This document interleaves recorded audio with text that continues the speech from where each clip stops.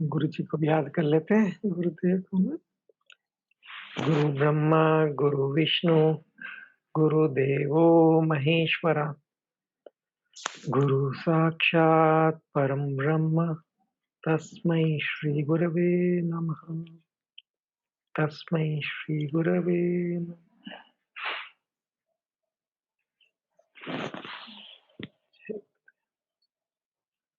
तो हमने कुछ दिन पहले तक 10 अध्याय देखे थे गीता के।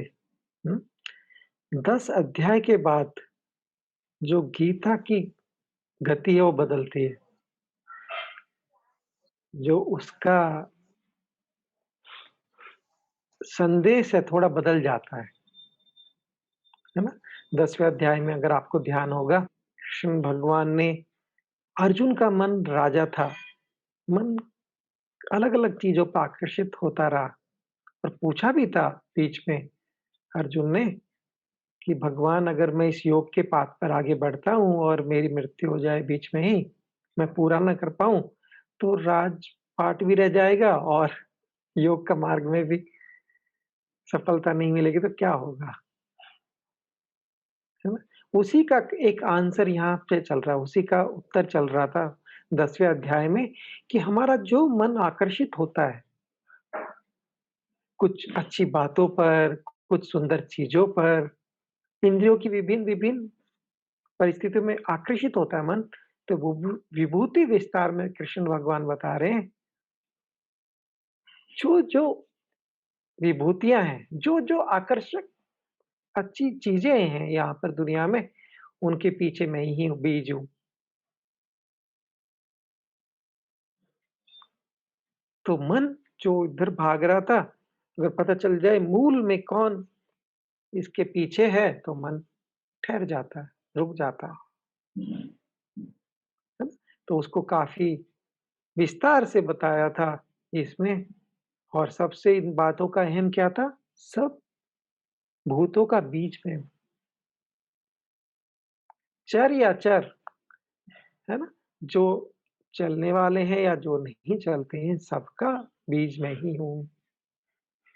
ऐसा बताते हैं, तो अर्जुन को भी अब पहले अध्याय से जब वो दुःख विषाद में था, 10वें अध्याय तक समझ में आने लगी बात। मन शांत हो चुका है। तो वो कृष्ण भगवान बोलते हैं कि मेरा विस्तार से क्या, मैं थोड़ा-सा ही अंश मात्र में तुम्हें बता रहा हूँ ये बात, कि ये सारा जगत मेरे एक अंश मात्र पर आधारित है, उस पे चल रहा है।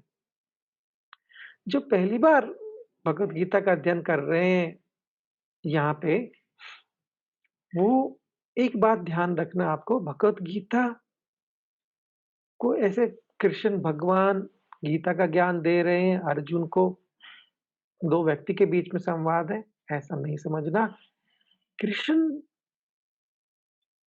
जो दर्शाते हैं यहाँ, वो हमारी चेतना है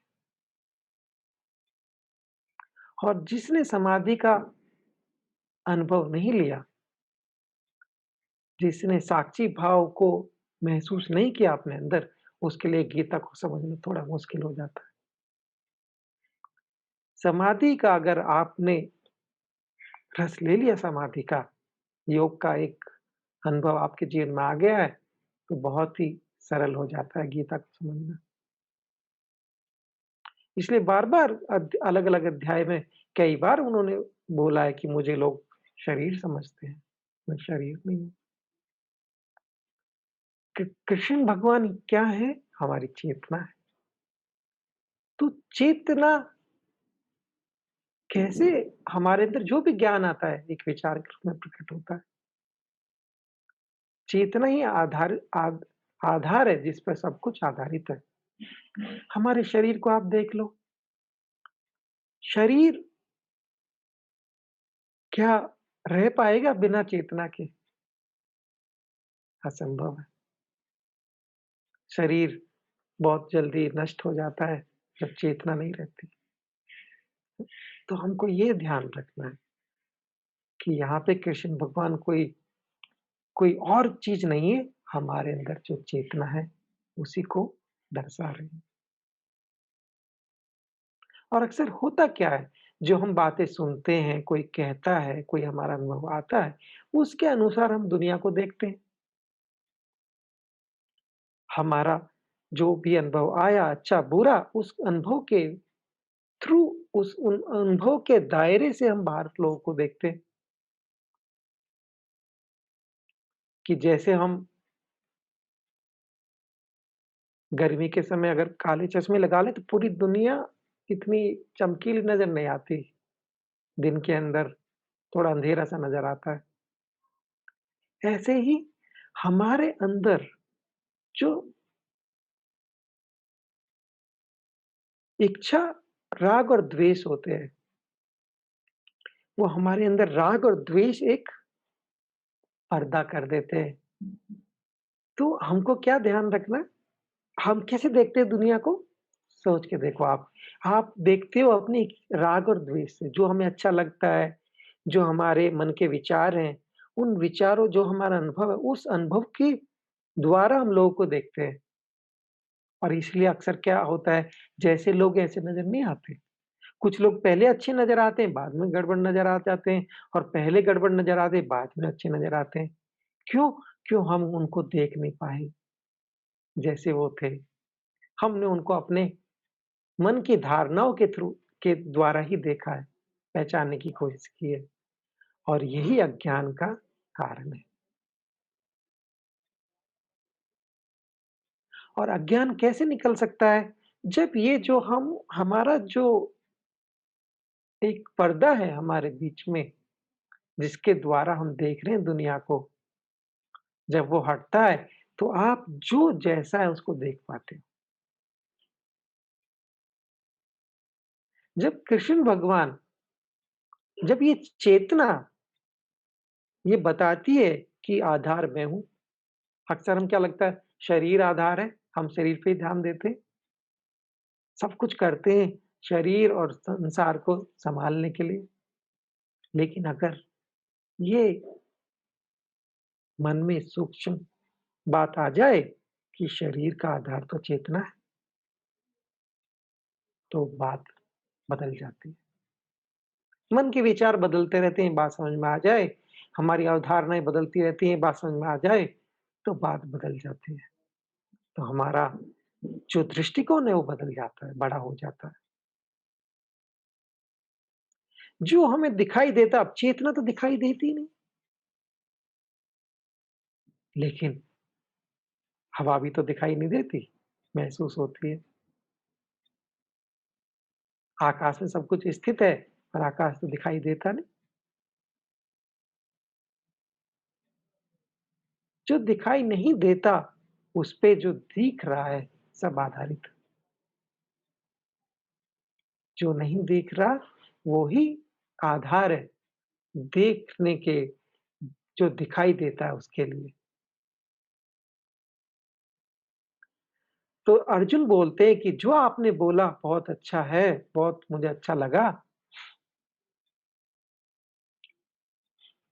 अगर आपको लगता है कि मेरे अंदर समझने की और शक्ति है और अगर आपको लगता है कि मैं इस जानने और देखने की योग्य हूँ, तो मैं आपके इस जो भी विभूति विस्तार उन्होंने बताए थे, इस रूप को देखना चाहता हूँ। अब अक्सर हम गुरु स्टोरी सुनते हैं, बातें करते हैं, डिफरेंट डिफरेंट बातें करते हैं, तो मन में इच्छा उठ ही जाती है। कुछ अंदर होने लगता है, उसका उसके हिस्से हिस्सेदार हम भी होना चाहते हैं ऐसे किसी अनुभव के। तो बोलते हैं अगर आपकी कृपा से मुझे बहुत कुछ ज्ञान आ रहा है, मुझे अनुभव ऐसा लग रहा है कि जो आप कह रहे हो सही कह रहे हो, पर मैं इसको देखना चाहता हूँ। बोलते लेकिन अगर आपको लगता हो कि मैं इसके योग्य हूँ, मैं इस ज्ञान को ले सकता हूँ, तभी आप मुझे बताना। अब इसलिए 10वें अध्याय से बात बदल गई। उससे पहले कृष्ण जी अर्जुन को बार-बार हर तरीके से समझा रहे थे। बोलते हैं अगर लगता है आपको अब मुझे बताओ। अब वो जो उस अर्जुन का मन है वो ज्ञान को ले पा रहा है। तो बोलते हैं अपनी दिव्य दर्शन है मुझे दे दो, मुझे दिखा दो लेकिन अगर आपको लगता हो, ये बहुत महत्वपूर्ण बात है। अक्सर हम टीचर को, शिक्षक को बताते हैं, गुरु को बताते हैं हमें क्या चाहिए, ऐसा करना चाहिए, वो करना चाहिए। अर्जुन ऐसा विद्यार्थी नहीं है, ऐसा शिष्य नहीं है। वो बोल रहा है, आप पे छोड़ रहा है कि आपको जो उचित लगे वो आप मुझे बताओ। और ये क्या दर्शाता है? कोमलता, प्रेम की एक पकड़ अंदर। जब आप किसी पे विश्वास करते हो, कब करते हो? जब आपको अपने अंदर विश्वास हो। अगर आपके अंदर खुद विश्वास नहीं होता, तो विश्वास जल्दी से डगमगा जाता है किसी दूसरे के ऊपर। और क्या होता है, जब प्रेम अंदर उत्पन्न होता है, तो जो ये मैं है, ईगो है, जो हमारी आइडेंटिटी है, अहंकार है, मैं ये हूँ, मैं वो हूँ, मैं वैसा हूँ, मैं वैसी हूँ, ये जब प्रेम अंदर उत्पन्न होता है, तो ये खत्म हो जाता है, मैं नहीं रहता। मैं ना रहूँ, है ना? ऐसे कुछ गाना भी है। तब शरणागति अपने आप होने लगती है। जब मन शांत होता है, प्रेम उत्पन्न होता है, चेतना का अनुभव होता है, तो फिर समझ में आता है कि नहीं कुछ और है दुनिया में हमारी। जिसने भी समाधि का अनुभव किया है, उसने महसूस किया है। और जब आप अपने अंदर प्रेम को अनुभव आपकी हो जाता है, किसी पे भी विश्वास कर सकते हो आप। मैं अक्सर लोग मुझे बोलते हैं कि मैं बहुत जल्दी ट्रस्ट करता हूँ हर किसी पर। मैं हर किसी पे इसलिए ट्रस्ट करता हूँ, मुझे अपने ऊपर बहुत ट्रस्ट है। और यह बात सब पे संभव है। अगर हमारे ऊपर हमारे खुद के ऊपर हमें ट्रस्ट ना हो, तो दूसरे के ऊपर ट्रस्ट नहीं कर पाते हैं। और यहाँ पे अर्जुन ने पूरा ट्रस्ट दिखाया भगवान को। और जब हम ट्रस्ट दिखाते हैं, एक विश्वास दिखाते हैं, तो फिर शिक्षक, गुरु भी जितना आप ले सकते हैं उससे ज़्यादा दे पाता है। क्योंकि आपकी कैपेबिलिटी बढ़ जाती है। आपका जो दायरा है समझने का, सीखने का वो बढ़ जाता है। श्रद्धा आते ही, प्रेम आते ही आप पात्र बन जाते हो। आपका अंदर गुरु तत्व आपको आगे बढ़ाने लगता है। आपकी समझ बढ़ जाती है। तो यहाँ पर कृष्ण भगवान बोलते हैं, मेरे तो हज़ारों रूप हैं, अलग दिव्य हैं, अलग तरीके से हैं, बहुत सारे हैं। ये दुनिया ही मेरा रूप है, विश्व रूप।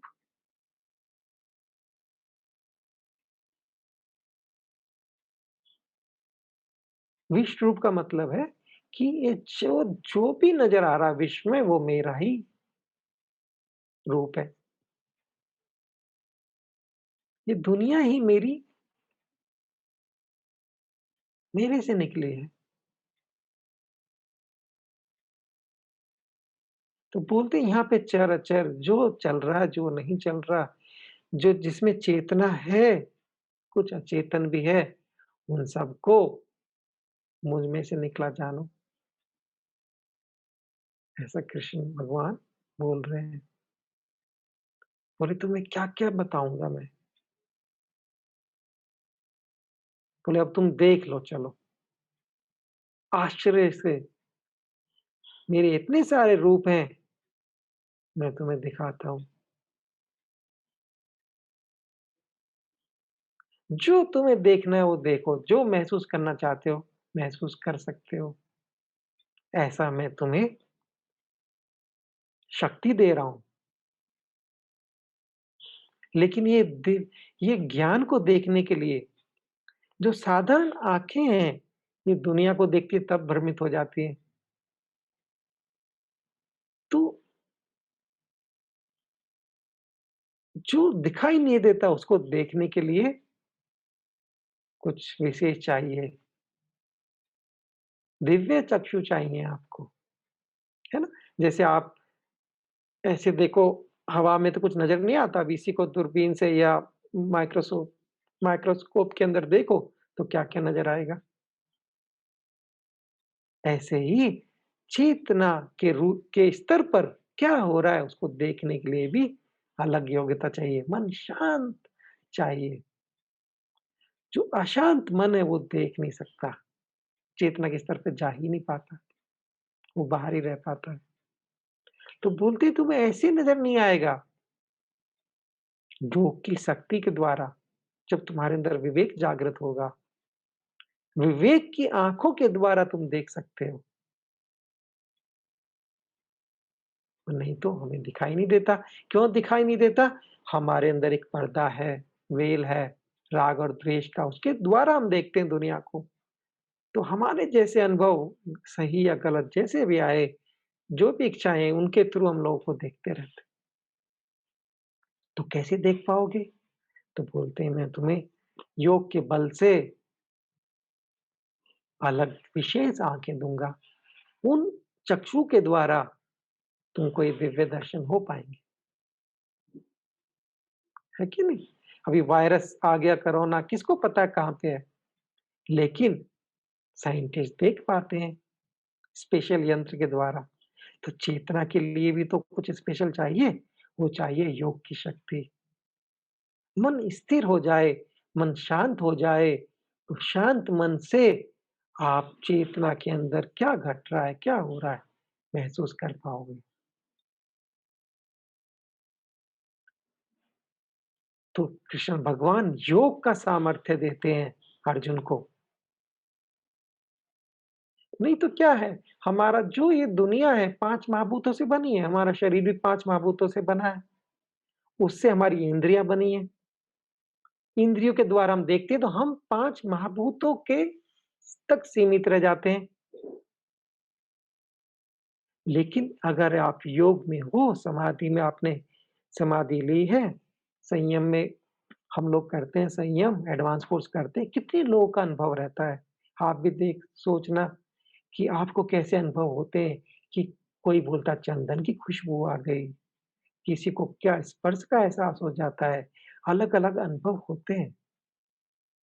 योगा की स्थिति में आप जो 5 महाभूत हैं, इंद्रियों के आगे भी कुछ है, उसका अनुभव आने लगता है। कब होता है? जब मन शांत हो जाता है। तो आप इस समय और इस आकाश और समय मतलब स्पेस और टाइम का जो रिलेशन है, इसके आगे भी जो कुछ है, उसको महसूस कर पाते हो। कब ऐसे हो पाता है? जब हम समाधि में जाते हैं, अनुभव है हमारा। कभी न कभी समाधि में अनुभव आए हैं। तो यहाँ पे कृष्ण भगवान अर्जुन को कहाँ ले जा रहे हैं? इस जो स्पेस और टाइम है, इसके आगे। स्पेस और टाइम, है ना? जो ये आकाश और समय का एक संबंध है, उसके आगे भी कुछ है। वो कैसे जा पाएँगे हम? जब हमारा मन शांत होगा, योग में स्थित हो जाएँगे, समाधि का अनुभव करेंगे। तो इसकी बात कहने के बाद अर्जुन को वो अनुभव होने लगा।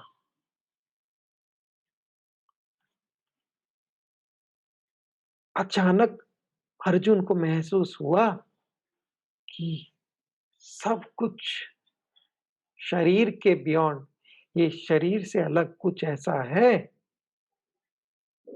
कुछ अलग ही है। जो ये दुनिया इतनी ठोस मजबूत आती थी, ऐसे लगने लगी वो जैसे प्रोजेक्टर पर हम फ़िल्म देखते हैं, थिएटर हॉल के अंदर, ऐसे नज़र आने चेतना से सब कुछ निकल रहा है।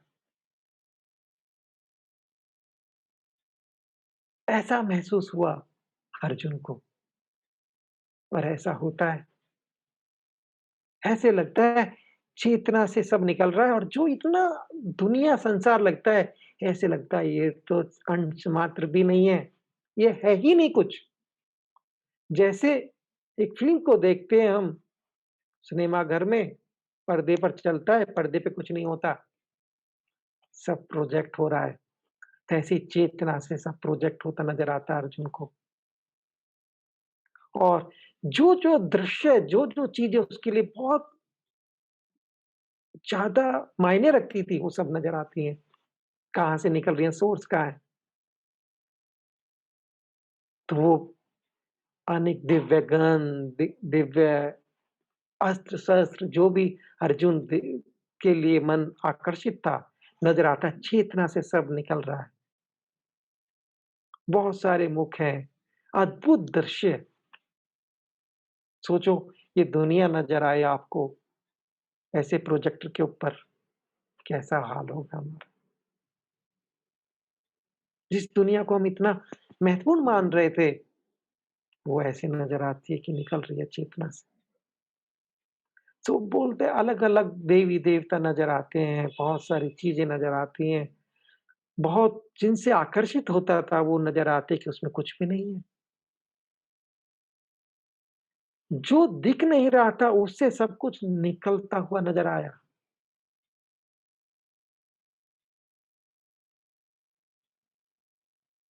उस परमात्मा के अंदर इतना प्रकाश नज़र आया कि हज़ार सूर्य का प्रकाश भी फीका पड़ जाए, ऐसी रोशनी नज़र आई, ऐसा प्रकाश नज़र आया। पूरे जगत को नज़र आ गया कि एक छोटे से उसमें स्थित है। ऐसे लगता है आप देखो हमारा शरीर कितना बड़ा है, मजबूत है। आप 10 सेकंड आँख बंद करके देखो, तो लगेगा शरीर को महसूस भी नहीं होता। अंदर जो कुछ नज़र नहीं आ रहा, वो बहुत ठोस नज़र महसूस होगा, आप करके देखो।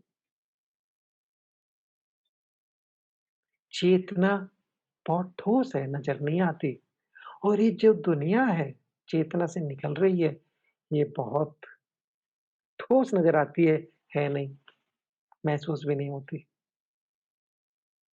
तो अर्जुन का ये हाल हुआ। अर्जुन देखता है हम हमको अक्सर आदत है कि कोई चीज़ शुरू होती है, कोई खत्म होती है ना? मध्य आता है।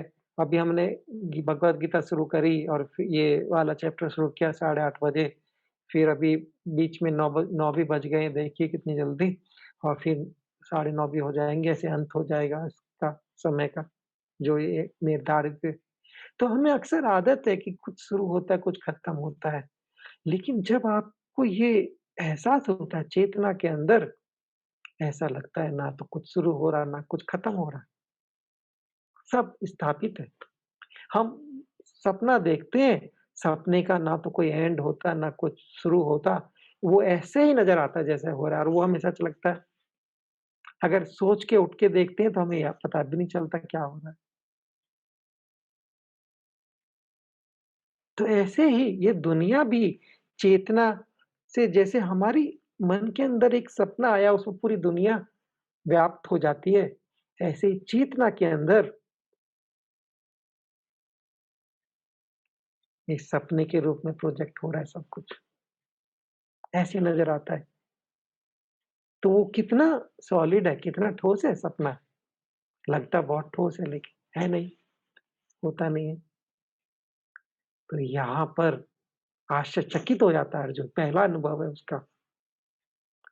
अभी तक तो वीरता से लड़ के पूरा जीवन निकाला था और अब नज़र आता है कि जो दुनिया इतनी महत्वपूर्ण थी, वो तो है ही नहीं जैसी थी।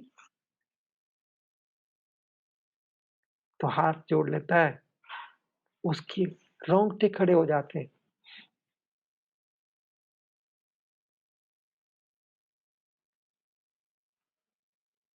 बहुत आश्चर्यचकित हो जाता है, ये क्या है? जिस दुनिया को इतना माना, वो दुनिया एक सपना मात्र है, सिर्फ़ प्रकाशित हो रहा है चेतना से। जो चेतना नज़र नहीं आई, कभी पहचानी नहीं, वो चेतना से ही सब कुछ निकल रहा है। हाथ जोड़ लेता है अर्जुन और बोलता है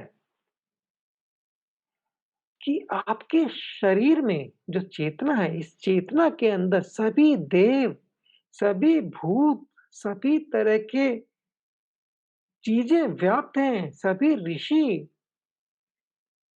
सभी दिव्य सर्प, जो भी उसके मन की चीज़ें थी, उसको सब वहाँ नज़र आ रही थी। बोले सब कुछ आपके अंदर स्थापित है, आपसे ही निकल रहा है और आपका ना तो अंत है। अब अर्जुन बता रहा है, वो क्या नज़र आ रहा है, क्या अनुभव कर रहा है। ये अनुभव की बात है, इसलिए बोला दिव्य चक्षु मतलब क्या? समाधि की स्थिति, जब मन शांत हो गया, तब वो अनुभव आता है। अक्सर अनुभव आता है प्रेम का, तो हम उसको किसी पे आधारित कर देते हैं और एक ऐसा अनुभव प्रेम का जो किसी पे आधारित ना हो, जब मन शांत हो, अपने अंदर महसूस कर पाओ, तब एहसास होता है, कितनी शक्तिशाली महसूस होती है हम। अगर आपने वो अनुभव किया होगा प्रेम का, तो आपको पता होगा, आप बहुत कोमल होते हो, लेकिन बड़े शक्तिशाली भी महसूस करते हो खुद को।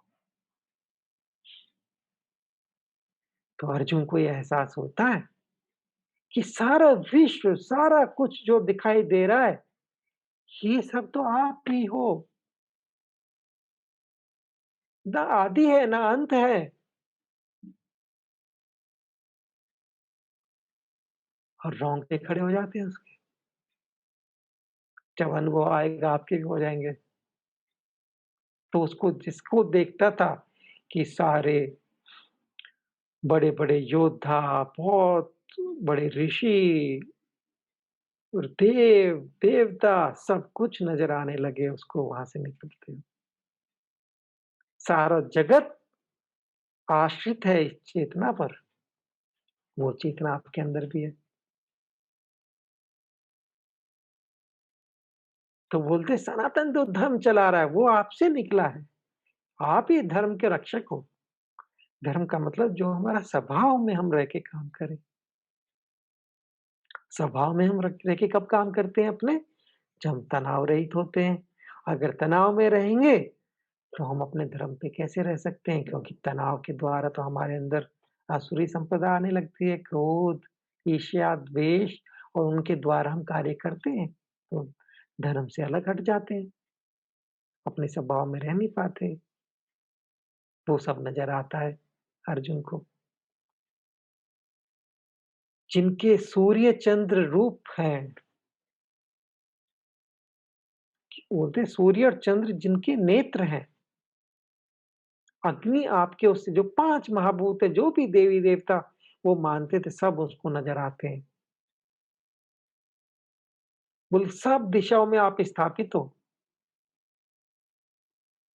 अब उसको डर भी लगने लगता है, क्योंकि समाधि में जो ये अनुभव आता है, वो ज़्यादा देर नहीं रह पाता है, ज़्यादा देर नहीं रख सकते आप और वो डरने लगता है।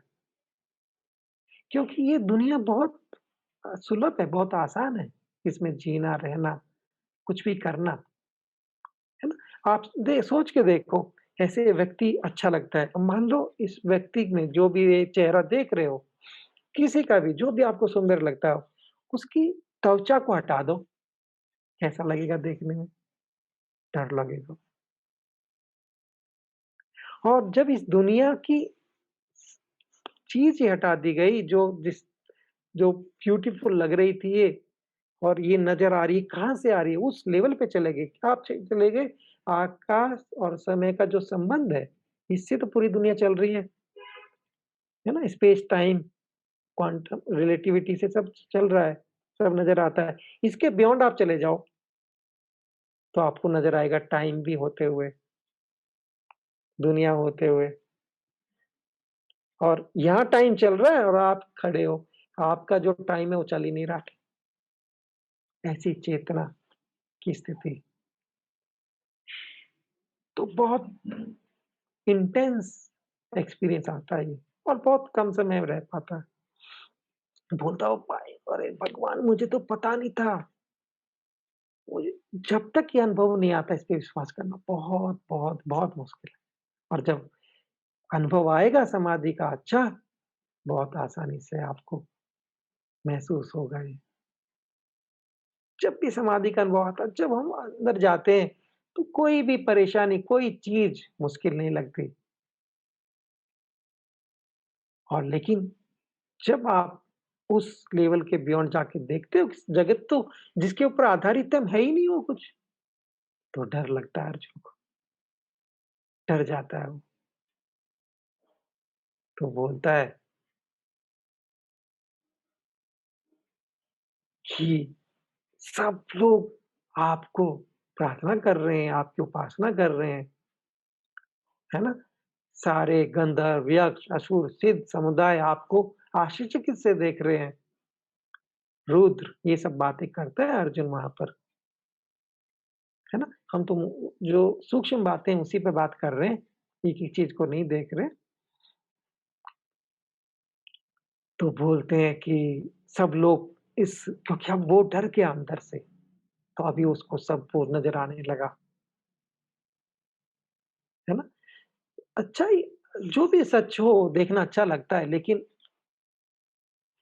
एक तरीके से अगर आप त्वचा हटा के देखो तो ट्रुथ तो यही है हमारे अंदर है क्या? मांसपेशियाँ हैं, लेकिन कितनी सुंदर लगती हैं, कैसे मन को लुभा देती हैं, है ना? क्या-क्या अंदर होता है,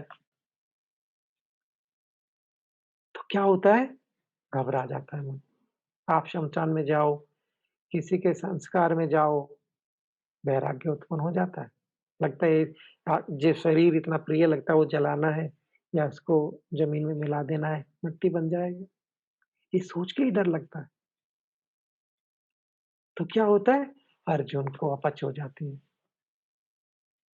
कि जो कुछ ये हासिल करना था जीवन में ये कुछ है ही नहीं। तो बोलता है मेरे पे खुश रहना रहो। मैं बहुत मुश्किल स्थिति में आ गया हूँ।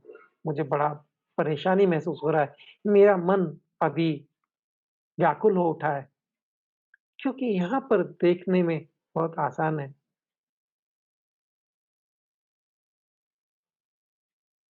उसको नज़र आता है। आप सोचो, आप एक ऐसे समय पे हो और यहाँ पर अलग समय चल रहा है ना?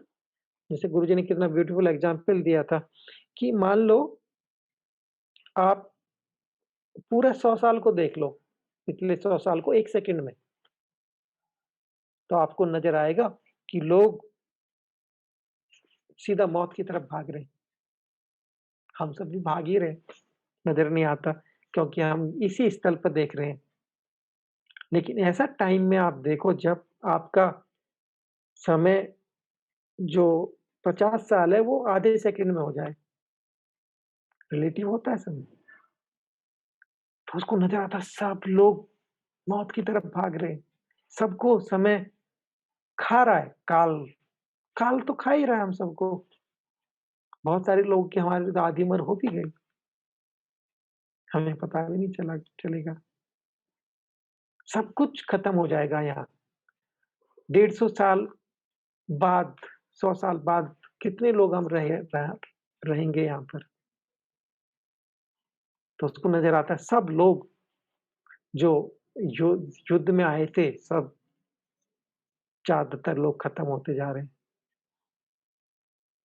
तो व्याकुल हो जाता है। बोलता है मैं धीरज और शांति को नहीं पा रहा हूँ, कृपा मुझ पे कृपा करो। मुझे आप प्रसन्न हो जाओ मेरे ऊपर। प्रसीद देवेश जगत निवास।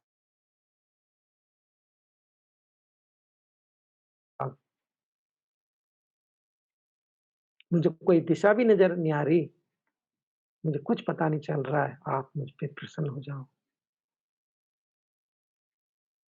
ऐसा बोलता है। उसको नज़र आता है कि सभी धृतराष्ट्र के पुत्र भीष्म, द्रोणाचार्य, कर्ण, है ना? सभी तरह के योद्धा उनकी तरफ के उनके सब जाके उस काल रूपी शक्ति में आहुति के रूप में चढ़ते जा रहे हैं। कुछ समय की बात ऐसा तो हो ही रहा है कि नहीं? बोलते हैं जैसे नदियाँ स च हर तरह की नदी समुद्र की तरफ दौड़ती है, ऐसे ही सारे वीर, नर, पुरुष सभी लोग उस काल रूपी अग्नि में पर स्वाहा हो रहे हैं, ऐसा उसको नज़र आता है। क्योंकि वो समय के बियॉन्ड चला गया है ना? जो हमारी चेतना होती है, वो समय के बियॉन्ड होती है। समय को महसूस को अगर समय के आगे जाना है तो चेतना में समय महसूस नहीं होता। इसलिए जब भी आपको प्रेम होता है, आपको समय फ़ील नहीं होता। कभी भी समाधि लगती है, समय महसूस नहीं होता आपको। जो हमारी चेतना है, उस समय के परे है ना? बोलता है जैसे पतंगे अग्नि में प्रज्वलित होते हैं, अब जैसे बाहर आग लगा दो तो कितने कीट-पतंगे आके जल जाते हैं। ऐसे ही सब लोग आपके मुख की जो अग्नि है, उसमें गति से प्रवेश कर रहे हैं और स्वाहा हो रहे हैं। ऐसा नज़र आता है। ऐसा नज़र आएगा तो घबराएगा कि नहीं? बोलते हैं आपका उग्र रूप प्रकाश संपूर्ण जगत को प्रकाश कर रहा है। ऊर्जा का स्रोत है चेतना। तो अर्जुन को लगता है कि आपको क्यों नहीं जानता लोग? बोलते मैं आपको नमस्कार करता हूँ। मुझ पे प्रसन्न हो जाओ। मैं आपको नहीं जानता, मैं आपको नहीं पहचानता। आपकी प्रवृत्ति क्या है? मैं विशेष रूप से जानना चाहता हूँ, क्या हो आप?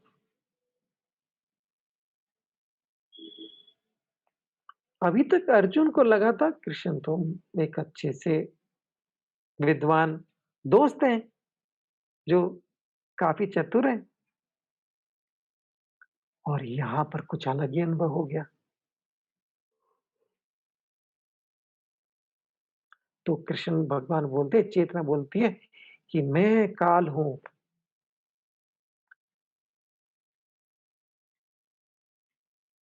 सब लोगों को नष्ट करने के लिए प्रवृत्त हूँ। तो बोलते हैं तुम लड़ने के लिए मना करेगा, तो भी कोई बचने वाला नहीं है क्योंकि इनको मैं ऑलरेडी मार चुका हूँ। ये ऑलरेडी स्वाहा हो चुके हैं। बोलते हैं मैं ऐसा चेतना हूँ, जो स्पेस टाइम के परे है। जब आपको वो अनुभव होगा चेतना के अंदर, आपको लगेगा जैसे वर्तमान क्षण बहुत गहरा है, बहुत महीन है, उसके अंदर ही सब कुछ है। पास्ट, प्रेज़ेंट, फ्यूचर सब कुछ एक साथ नज़र आ जाए मान लो आपको। एक समय तो पास्ट, प्रेज़ेंट, फ्यूचर यहाँ चल रहा है। भूतकाल, भविष्य, वर्तमान अभी चल रहा है और इसके ऊपर जाके अगर आप देखो, तो सब कुछ नज़र आएगा आपको। आगे-पीछे सब एक साथ हो रहा है। बोलते हैं कि स काल के रूप में मैं इनको सबको मार चुका हूँ। तुमको निमित्त मात्र बनो और सबसे युद्ध करो।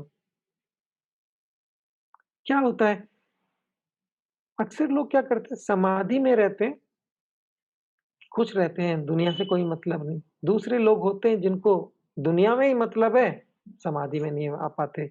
दोनों का ज्ञान पूर्ण नहीं होता। इसलिए पहले ही बोल चुके हैं, ज्ञान और विज्ञान दोनों का ज्ञान होना है।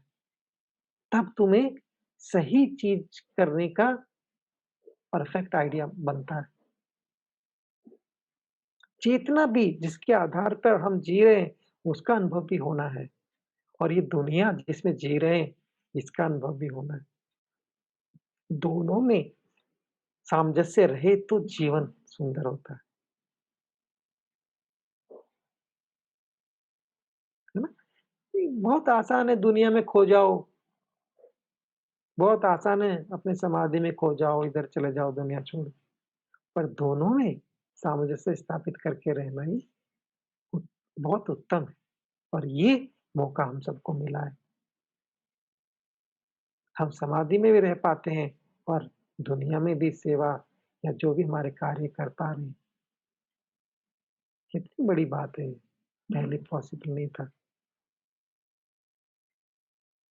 तो बोलते हैं तुम उठ के युद्ध करो, कीर्ति को प्राप्त करो, शत्रु को जीतो, जो तुम्हें भोगने भोगो, मेरे इंस्ट्रूमेंट बन जाओ, अपने स्वभाव में रहो।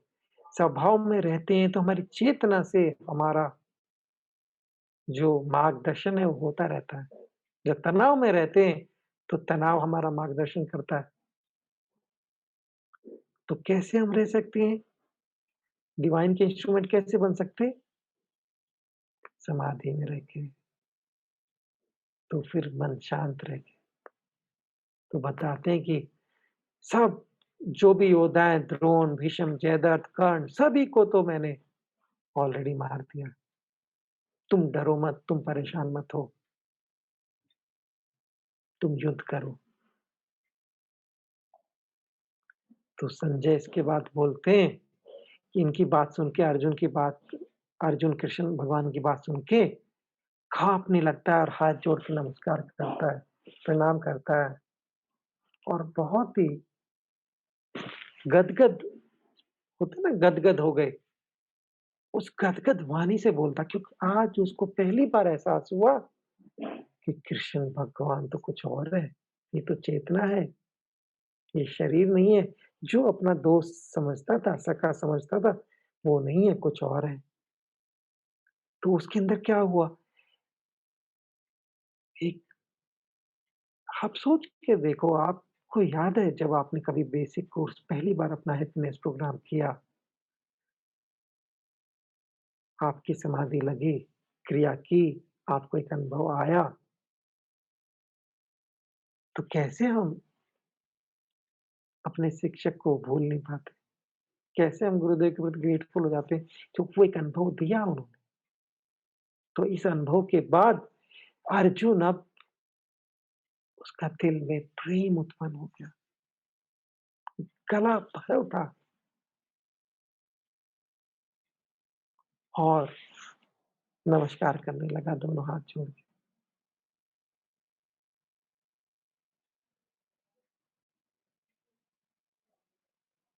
बोलते सब आपकी कीर्ति से, आपकी वजह से ही पूरी दुनिया स्थापित है। कृष्ण को चेतना, समझना, कन्फ्यूज़ नहीं हो जाना। बोले सब इस चेतना का ही जय-जयकार करते हैं, सारे ग्रंथ, वेद इसी चेतना की गीत गा रहे हैं और चेतना की शक्ति से ही तो राक्षस भागते हैं, तनाव भाग रहा है। जब भी आप अपने अंदर जाते हो, तनाव रहित होते हो, बाहर जाते हो, तनाव से ग्रसित हो जाते हो। बोलते हैं आपको सभी महात्मा नमस्कार कर रहे हैं। ब्रह्मा जो सृष्टि करता है, वो भी आपसे ही उत्पन्न हो रहे हैं। बोलते हैं आप अक्षर हैं, सत्य है, असत्य है। अभी कृष हम किसी के बारे में अच्छा हम जिसको अब सामान्य मान रहे थे, जब उसके बारे में पता चलता है वो तो असाधारण है, तो प्रेम उत्पन्न होने लगता है। अर्जुन बहुत सूक्ष्मग्राही था, वो चीज़ों को बारीकी से देखता था। तो समझता है फिर बोलता है, "अरे! आप तो कुछ हो पर आपको लोग क्यों नहीं जानते? क्यों नहीं समझते? आपने ही तो सारा संसार को धारण किया हुआ है ना?" ऐसा भी साइंस भी एक चीज़ ढूँढ रही है, बता रही है कि जो हमारा आकाश है, इसको भी एक ग्रे मैटर, डार्क मैटर बोलते हैं, है ना? ऐसा कुछ डार्क मैटर बोलते हैं जिसके अंदर ये जो आकाश है वो भी समाया हुआ है, जो हमें नज़र नहीं आता।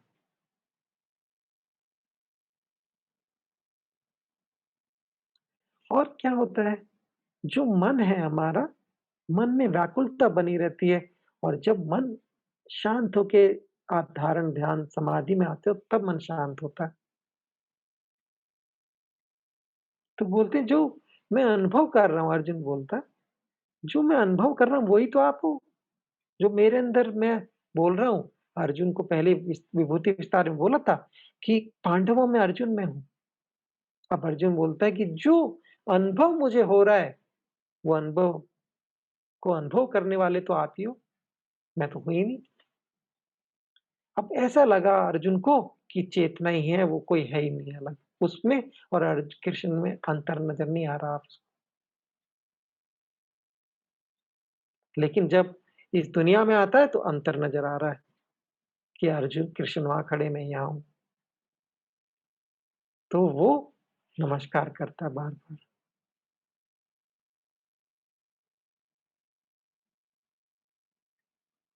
बोलता है, "या वायु, यम, अग्नि, वरुण, चंद्र, प्रजापति, ये सब तो आप ही हो। बार-बार नमस्कार, नमः, नमः तेस्तु सहस्त्रकृतो।" मैं आपको बार-बार नमस्कार करता हूँ। आप ये जब हमारे अंदर प्रेम आ जाए तो उसके प्रति हमारे बहुत आदर आ जाता है। बोलते हैं, "आपका शौर्य अनंत है, आपको सब तरह से नमस्कार, आप तो हर जगह व्यापक हो।" अब अर्जुन बोलते जा रहे हैं और फिर अचानक उसको ध्यान आता है, जब नमस्कार कर करके क्योंकि जिसको हम प्रेम करें उसके प्रति क्या करें, समझ ही नहीं आता।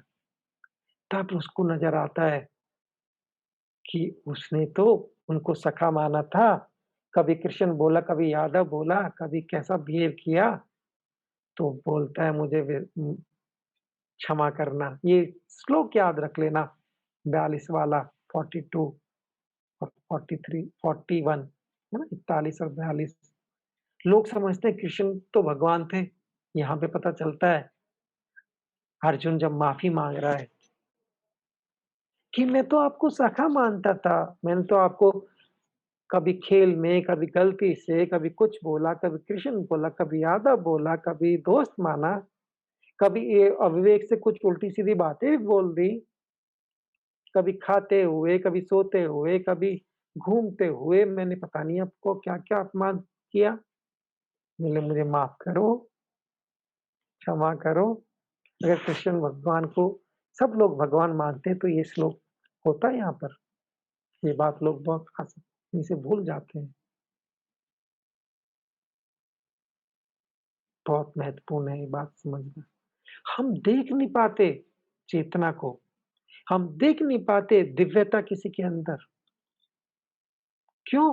क्योंकि हमारे अंदर राग और द्वेष के 2 पड़े हुए हैं हमारी आँखों पर, उनके द्वारा ही हम देखते हैं।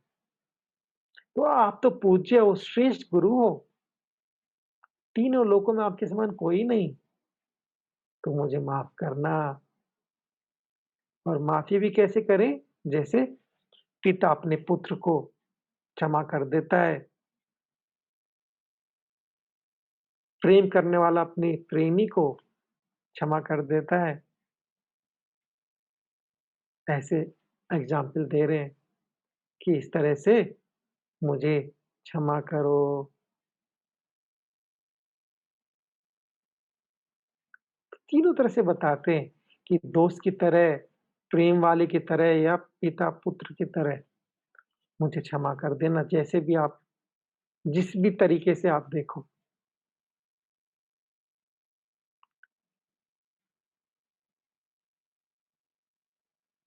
बहुत मज़ेदार बात है।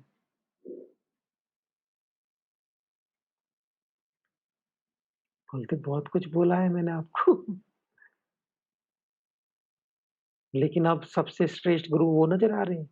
अनुभव दिया चेतना का, है ना?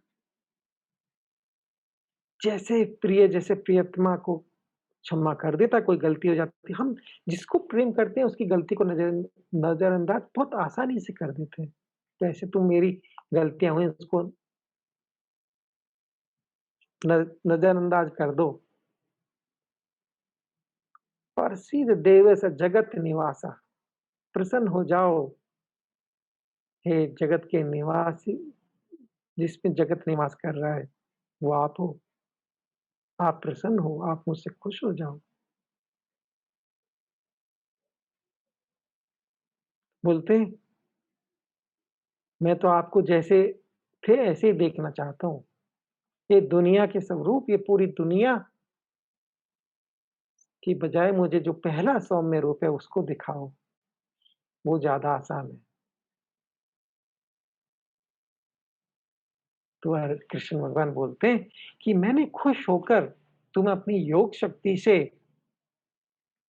अपना विशेष रूप दिखाया। बोले किसी ने नहीं देखा ये पहले, ये अनुभव नहीं दिया मैंने किसी को भी, जो तुम देख पा रहे हो।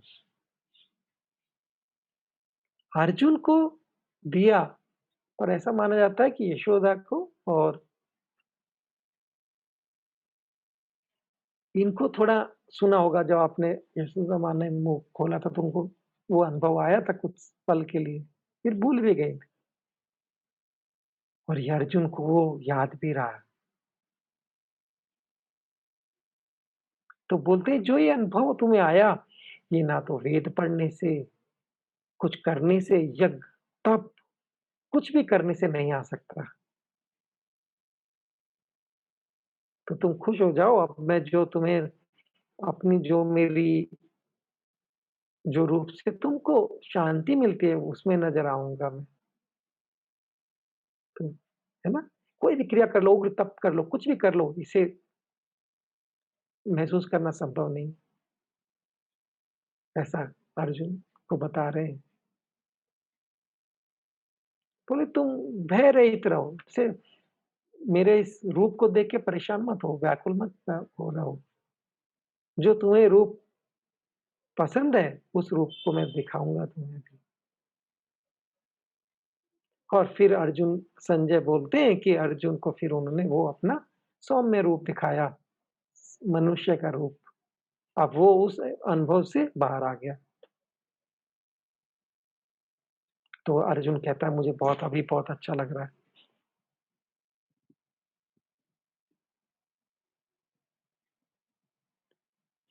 है ना? तो अभी क्या होता है कि देखिए हमारा समाधि हो और हम यहाँ पर भी, एक तो समाधि है हम खो गए, एक समाधि है और यहाँ पर भी हम अवेयर हैं, क्या हो रहा है? मुझे याद है एक बार मैं बता भी रहा था, गुरुजी सो रहे थे, कुटीर में था और हम कुछ ऐसे छोटी-मोटी शरारत कर रहे थे। जब उठे तो गुरुदेव पूछते हैं कि मैं सो रहा था क्या? हम बोले हाँ, अच्छे से सो रहे थे, क्योंकि हम सुनाई दे रहा था गुरुदेव का।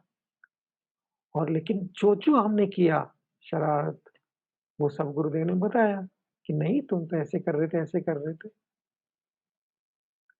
खर स्नोरिंग हो रही है, खर्राटे खर्राटे आ रहे हैं, पर फिर भी जागे हैं। तो इंद्रियों में रह के भी आप जागृत हो, नहीं तो आप देखो कितने लोग बेहोश ज़िंदगी बिता देते, पता ही नहीं होता क्या कर रहे हैं। तो यहाँ पे अर्जुन को अब वो समाधि से इंद्रियों में ले आए वापिस, वापिस महसूस हो रहा है। तो इस अनुभव को आप किसी को दे नहीं सकते, बता नहीं सकते। गीता समझ में नहीं आती जब तक आपको समाधि का अनुभव ना हो। समझ में ही नहीं आएगी। आप कॉन्सेप्ट बना लोगे, इसको मेमोराइज़ कर लोगे, पर बात नहीं बनती। समाधि कब लगती है? जब मैं कुछ नहीं कर रहा, कुछ नहीं चाहिए और शांत बैठे हो, तब समाधि का अनुभव होता है। तो बोलते हैं अर्जुन को कृष्ण भगवान कि जो देवता हैं, जो जिनकी वजह से दुनिया को, सृष्टि को चला रहे हैं, अब जैसे कोई व्यवस्था चलानी हो, कोई लोग तो देखते हैं। अब ये हमने ये इसमें ज़ूम में कर रहे हैं मान लो, कोई तो देख रहा है, मीटिंग बनाता है, आईडी बनाता है, तो उसकी व्यवस्था बनी, फिर सबके पास पहुँचाया, तो ऐसे कुछ लोग होते हैं। ऐसे ही इस दुनिया को चलाने के लिए भी जो एनर्जी है, उनको देव बोलते हैं। बोलते हैं ये जो चेतना का अनुभव है, देवों को भी नहीं हो पाता, वो भी नहीं महसूस कर पाते इसको, बिकॉज़ वो कुछ है।